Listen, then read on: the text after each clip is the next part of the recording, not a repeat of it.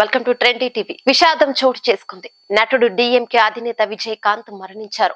చెన్నైలోని మియత్ ఆసుపత్రిలో చికిత్స పొందుతున్న విజయకాంత్ కన్ను మూసినట్లు ఆసుపత్రి వర్గాలు వెల్లడించాయి. ఆయన మరణానికి కారణం కరోనా ఇన్ఫెక్షన్ అని తెలుస్తోంది. 71 ఏళ్ల విజయకాంత్ కొన్నాళ్లుగా అనారోగ్య సమస్యలతో బాధపడుతున్నారు.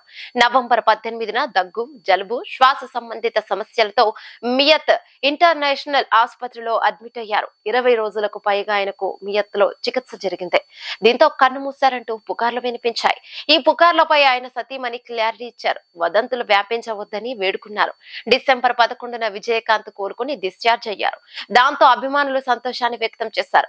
కొద్ది రోజులు బాగానే ఉన్న విజయకాంత్ 1-2 కార్యక్రమాల్లో కూడా పాల్గొన్నారు. సడన్ గా ఆయన ఆరోగ్యం మరలా క్షీణించింది. మంగళవారం ఆయన ఆసుపత్రిలో చేరారు. విజయకాంత్ కి కరోనా సోకినట్లు వైద్యులు గుర్తించారు. ఆయనకు ఐసీయూలో చికిత్స అందిస్తున్నారు. నేడు ఉదయం ఆయన కన్నుమూశారు.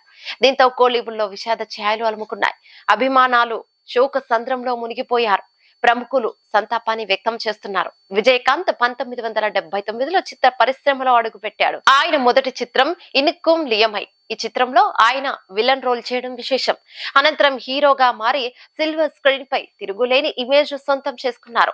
80 నుంచి 90లలో కోలీవుడ్ లో స్టార్స్ లో విజయకాంత్ కూడా ఒకరు. ఆయన సినిమాలకు తెలుగు, హిందీలో కూడా మార్కెట్ ఉండేది. 2005లో దేశీయ ముర్పోకు ద్రవిడ కజగం పార్టీని స్థాపించాడు.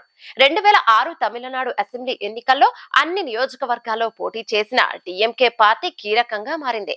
అయితే విజయకాంత్ ఒక్కరే గెలిచారు. ఇక విజయకాంత్ మరణంతో సినీ రంగంలో తీవ్ర విషాదం నెలకొంది. ఈ వీడియో మీకు నచ్చినట్టయితే లైక్ చేయండి, షేర్ చేయండి, కమెంట్ చేయండి, సబ్స్క్రైబ్ చేయండి.